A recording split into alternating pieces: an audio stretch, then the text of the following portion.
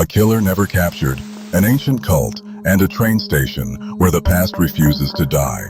Would you dare to investigate this mystery? In today's episode, imagine a cold autumn night in Lancaster.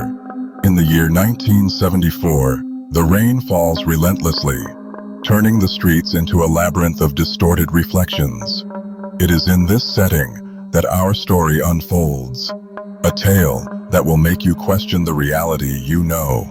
Have you heard of the Lancaster Warden? No? Well, perhaps it's best that way, because once you know his story, there's no turning back. This mysterious being is not just an ordinary killer.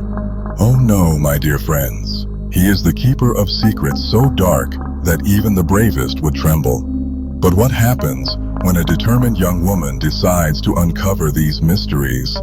Emily Sanders, driven by the tragic loss of her aunt, is about to plunge into a nightmare from which she may not escape. And me? Well, let's just say my past as a detective is about to haunt me in ways I could never have imagined. Hello, Shadow Explorers.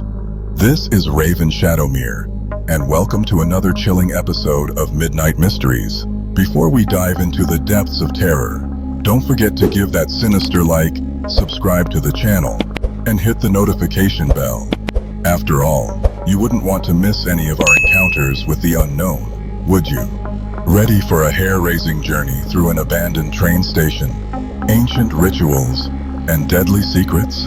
Oh, and there's more. There's a great secret hidden in the shadows of this story, something that will turn everything upside down. So dim the lights, snuggle up, and prepare to discover the horrors lurking in the shadows of Lancaster.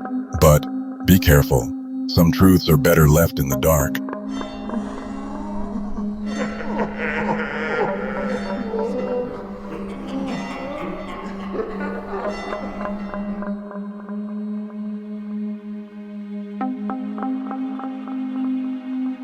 The rain was falling incessantly that autumn night in Lancaster, transforming the streets into a labyrinth of distorted reflections. I stood at the entrance of the abandoned train station, watching the dancing shadows that formed under the weak light of the street lamps. The air was thick with the smell of mold and decay, a testament to what this place had become. The station, once a vibrant transit point, now seemed a silent sentinel, guarding dark secrets that refused to die. As I approached, the sound of hurried footsteps echoed around me. A group of workers, lanterns in hand, had arrived to clean the area. But it wasn't the dirt they were about to uncover that made me shudder. As they illuminated a dark corner, a piercing scream cut through the night, and I knew something terrible had been discovered. I kept a safe distance, my heart racing as I watched the lantern lights move frantically. A mutilated body, stripped of dignity, lay there. The bizarre marks left by the Lancaster Warden were the macabre signature of an assassin who had never been captured. The next day, I was at home, surrounded by newspaper clippings detailing a nightmare that had dragged on for years. The Lancaster Warden, another victim found, read one headline, and the image of a lifeless face stared back at me with vacant eyes. The last time I was involved in a case like this, I was an active detective, filled with hope and determination. But back then, all I managed to witness was another lost life, another unsolved crime. The weight of helplessness still haunted me. "Jack, you can't let this consume you," my wife once murmured as she watched me examine photos and notes. But what could I do? The city cried out for justice, and I felt increasingly like a spectator, powerless in the face of horror. Meanwhile, a young woman named Emily Sanders was about to confront the truth that I so feared. When she discovered that her aunt had been one of the victims, her world shattered. She wasn't just a statistic to her. She was a part of her life that had been brutally ripped away. "I need to know what happened," she said, with a determination in her eyes that I hadn't seen in a long time. "I can't let this go unpunished." I admired her courage, and at the same time, realized she was about to plunge into a nightmare from which she might not escape. Night fell again, and the rain resumed.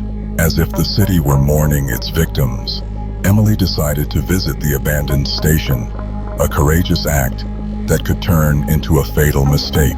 As I watched the storm through the window, I thought about how easy it was for someone to get lost in that place. The darkness of the station was not just physical, it was a darkness that swallowed reason and sanity. I needed to go there, needed to understand it, perhaps even confront the ghosts that haunted me. Maybe I can still do something, I thought, putting on my old coat and grabbing the lantern that had been forgotten for so long. The station called to me, and I couldn't ignore the summons. A part of me wanted to give up, but the other part, the one that still had the spirit of a detective, longed for answers. The shadows of the station awaited me, and I knew it wouldn't be easy to face whatever lurked there. The night grew darker, and a mix of fear and curiosity pushed me forward. The wind howled, and the rain drummed on the ground, creating a macabre soundtrack for the journey I was about to undertake. The Lancaster Warden was not just a name. He was a symbol of everything that had gone wrong in that place. And now, I was about to confront the darkness he had left behind.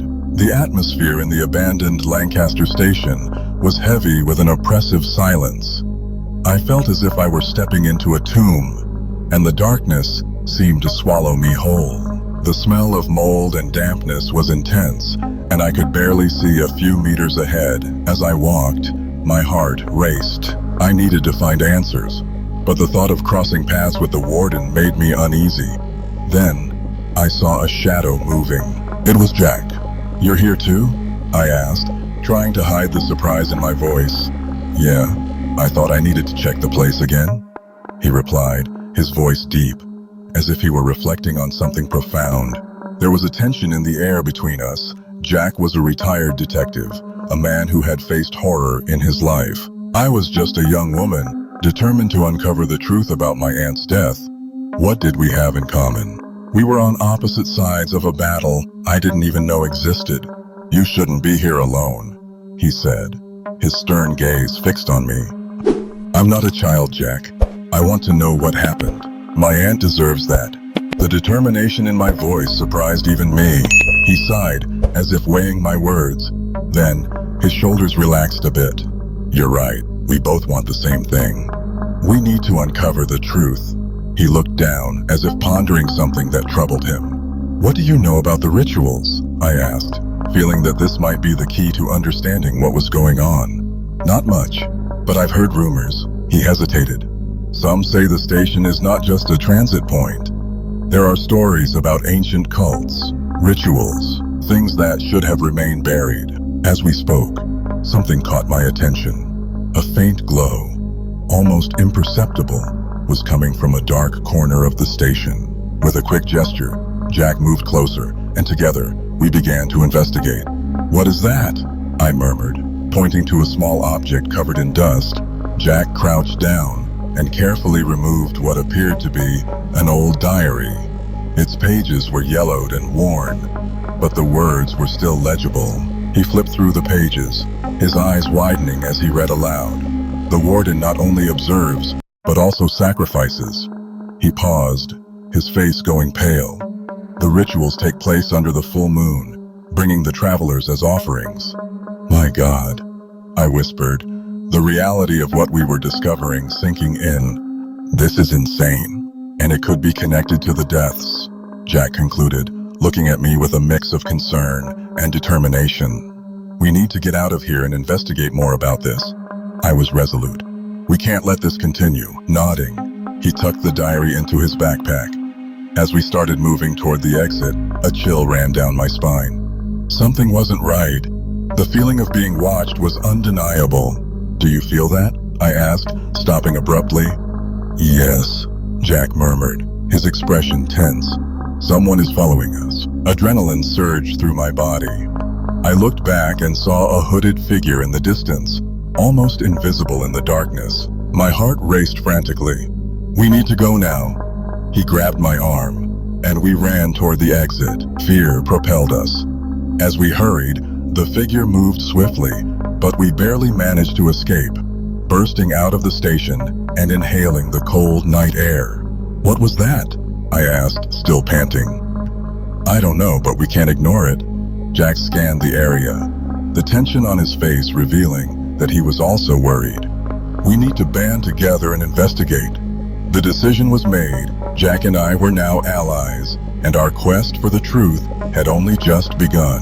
The local library had a characteristic smell of aged paper and mildew, a reminder that history was always lurking, waiting to be unearthed. Emily and I settled at a table in the corner, surrounded by piles of books and newspaper clippings, discussing the train station and the dark rituals that, according to the diary we found, had taken place there. The fluorescent light flickered, and I couldn't shake the feeling that something was watching us. "Jack, look at this," Emily said, her eyes shining as she examined an article. "It talks about a cult that worshipped a deity named Morath, something about human sacrifices." "Morath," I murmured, repeating the name.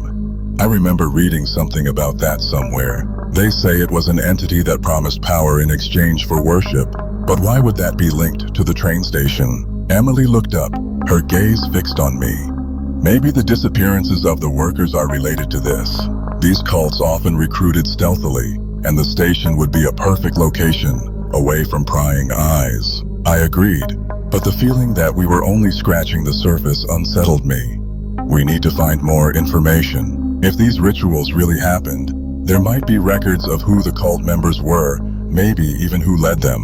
I turned my gaze to the bookshelf, observing the spines of the books. The silence of the library felt dense, almost oppressive.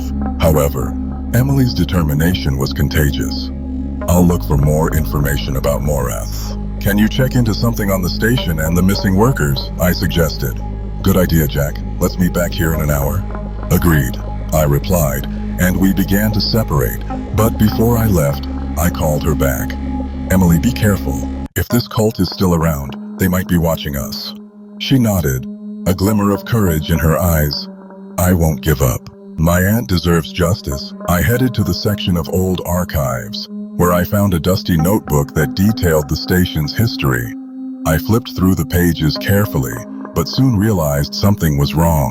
All the accounts of disappearances seemed to follow a pattern.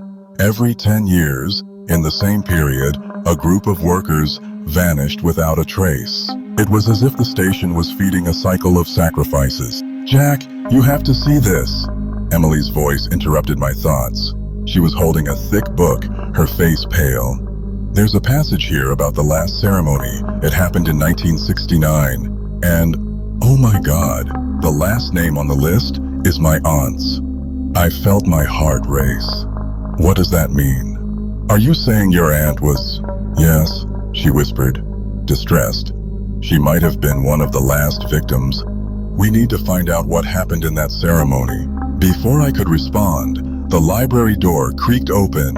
An elderly man walked in, wearing a shabby hat and a weary expression. He looked at us and then approached our table. "Hello, kids," he said with a gravelly voice. "You're studying the history of the station, aren't you?" "Yes, we are," I replied, somewhat surprised.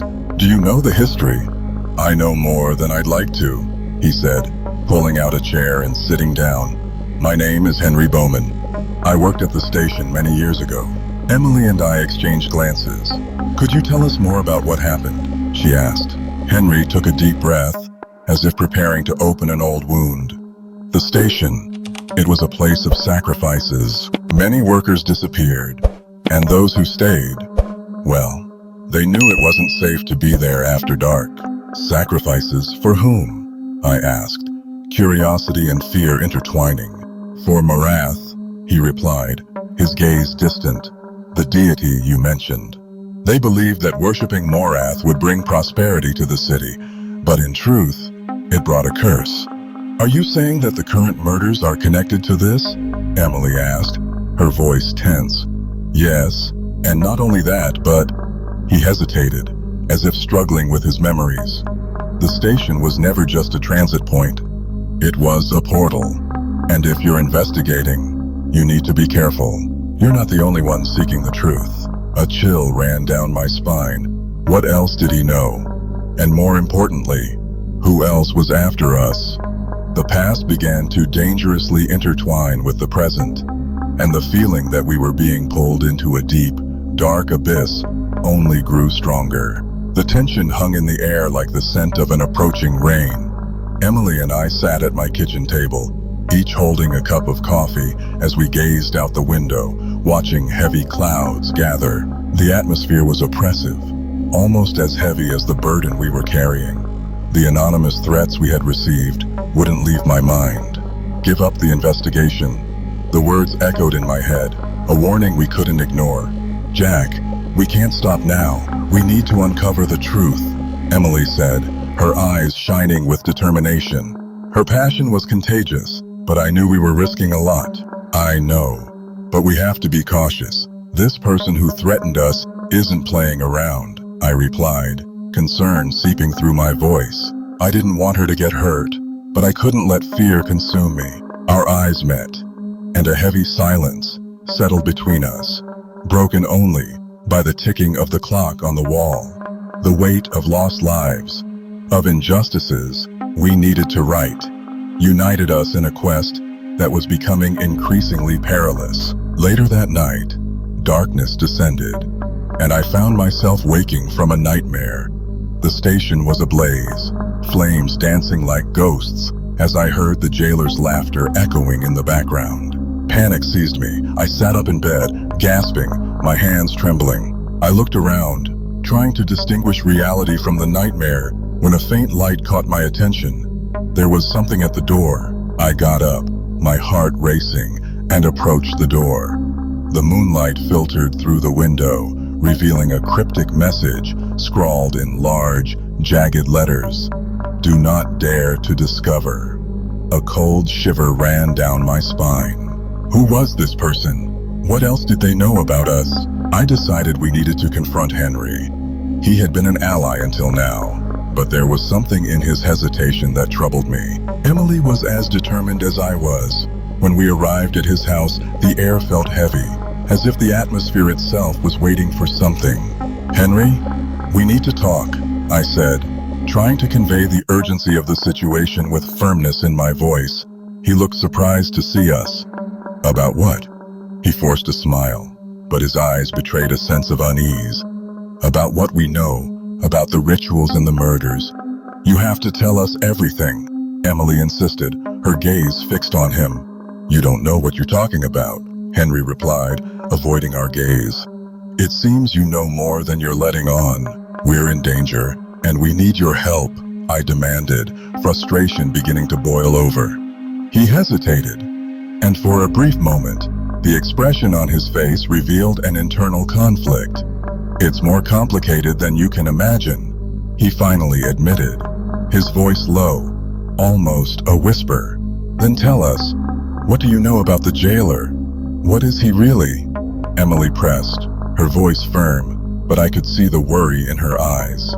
He is part of something bigger, something that goes beyond what you can understand, Henry replied, his voice shaking. I know the rituals, but I can't go into details. They are dangerous. Dangerous? We're already in the middle of this, Henry. We need answers, I said, almost pleading. He looked down, as if weighing his words. I can't help you. I can't get involved more than I already am, he finally said, lifting his head with a resolute expression. But his eyes betrayed fear. Why? What do you have to lose? Emily questioned, and I saw her determination unwavering, even in the face of the fear emanating from Henry. Because I could lose my life. And yours too, he replied. And at that moment, I realized there was something deeper connecting him to this mystery. The pieces of the puzzle were starting to fit together, but there was still much to be revealed. The night dragged on, and the heavy clouds seemed to close in even more, as if the approaching storm was merely a premonition of what was to come. The night was dense and oppressive, as if the darkness itself were alive.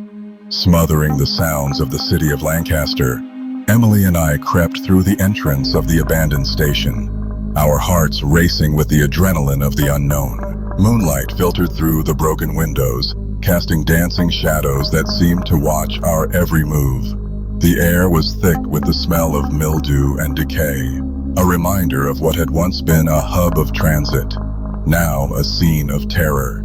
"Are you sure we want to do this?" I asked, my voice barely above a whisper. Emily, with her determined eyes, didn't hesitate. "We need to uncover the truth, Jack. We can't let this continue." Her determination was contagious, but the unease in my mind persisted. I knew we were stepping into very dangerous territory. We entered the station, and the atmosphere grew heavier with each step.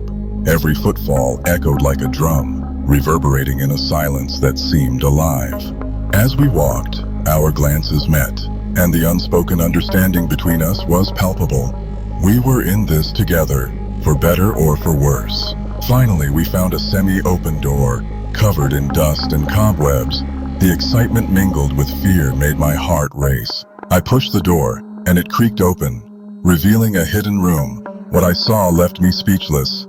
An improbable altar, covered in strange symbols and melted candles. The walls were adorned with graffiti that seemed to tell stories of a dark past. "Jack, look at this," Emily exclaimed, pointing at a symbol that looked familiar. It was a mark I had seen in the journals, a direct connection to the rituals mentioned.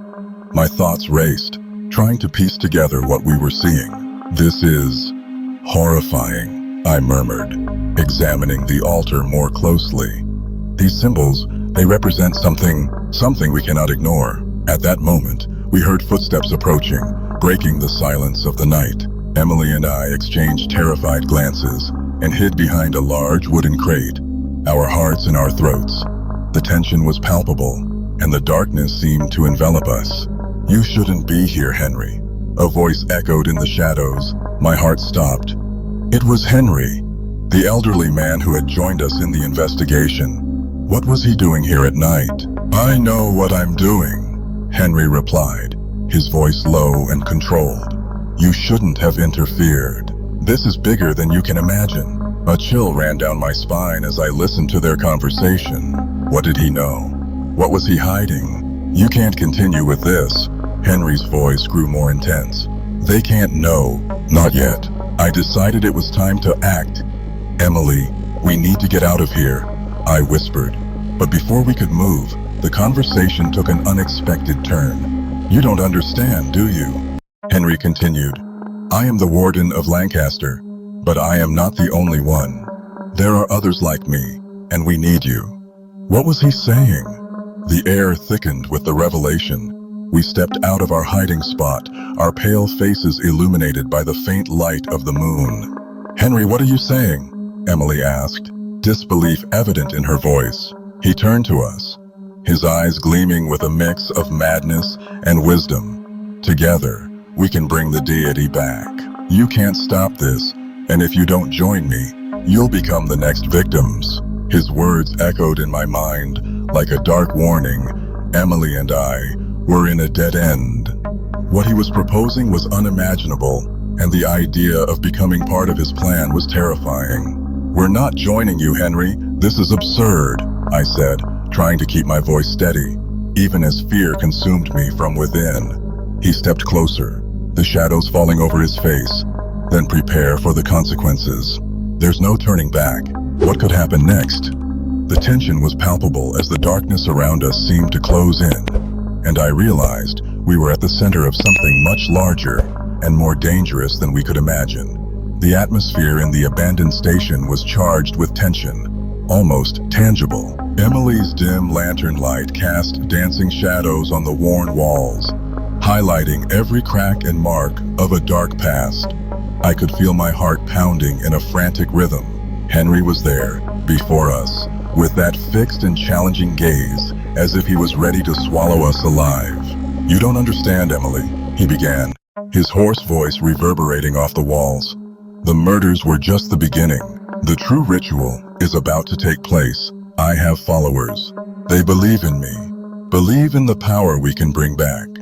His expression was a mixture of fanaticism and conviction.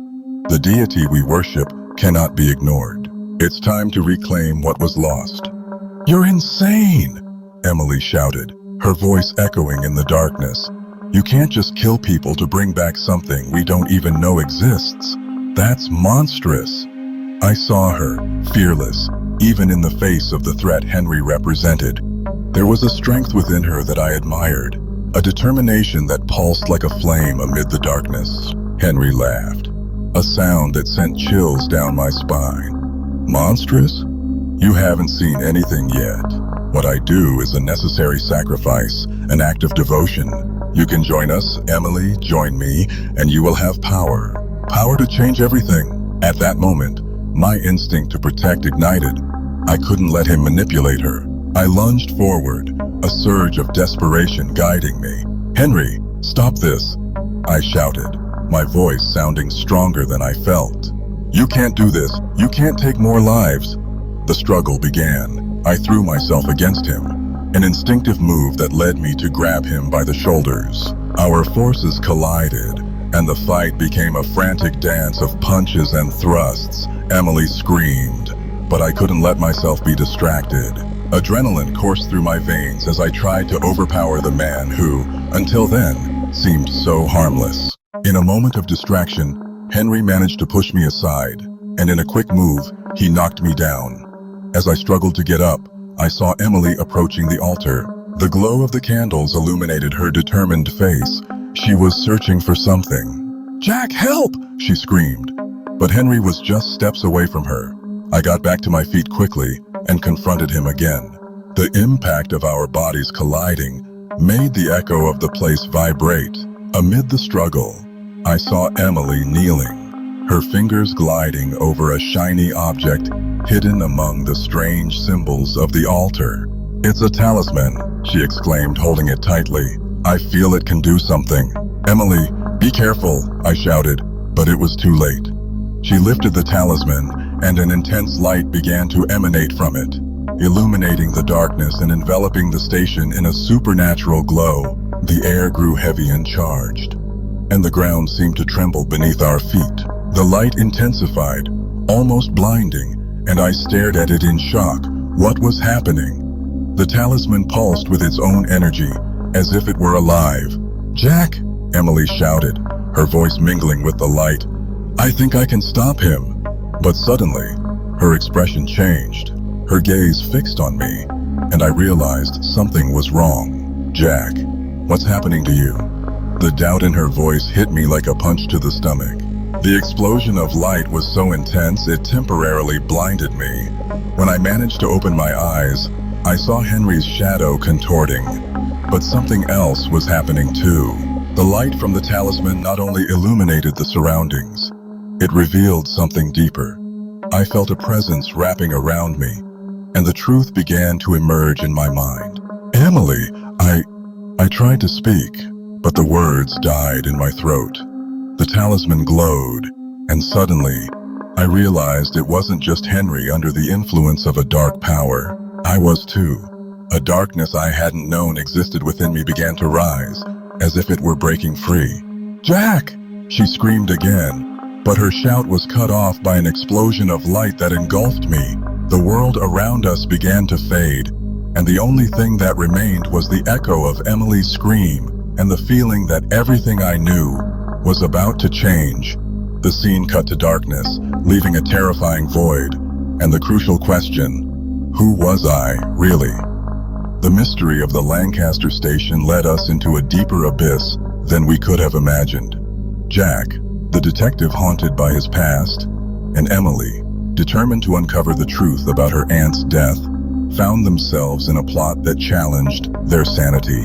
The marks left by the Lancaster jailkeeper were not just those of a cruel murderer, but of a cult devoted to a long-forgotten entity, ancient rituals, unexplained disappearances, and a station that was never merely a point of transit. The weight of it all is overwhelming. However, the search for answers has not ended. Jack and Emily face not only the darkness of the past, but also an enemy lurking in the shadows. Someone who believed that the power of Morath was still alive, ready to claim more victims. The truth we uncover today is not only about the crimes that shocked Lancaster, but also about human fragility in the face of the unknown. The lingering question is, how many more will disappear before this dark cycle is broken? Now, Shadow Explorers, it's your turn. What is your theory about the Lancaster jailkeeper? Leave your comment below and share your ideas. After all, in mysteries like this, every opinion matters. And who knows, your theory might be featured in an upcoming video. But remember, horror and the unknown are always lurking. What has been discovered here today may only be the beginning. If you've made it this far, Shadow Explorer, congratulations. Stories like this test our nerves, and not everyone can face them until the end. But if you're like me and live for dark mysteries and tales that challenge reality, you already know what to do. Subscribe to Midnight Mysteries and hit the notification bell to ensure you don't miss the next episodes. We have plenty more dark secrets to unveil together. Leave a like. This not only helps me continue bringing this content, but also lets YouTube know you're a true fan of horror and mystery. And if you know someone who, like us, loves diving into chilling stories, share this video. After all, there's nothing better than company when it comes to confronting the unknown, right? I thank all of you who embarked on this journey so far. You, Shadow Explorers, are the reason we continue to reveal the darkest secrets of the world. And remember, the mystery never ends. It simply waits in the darkness. So, how about watching another video and continuing this exploration into the unknown? Until next time, and watch out for what lurks in the shadows.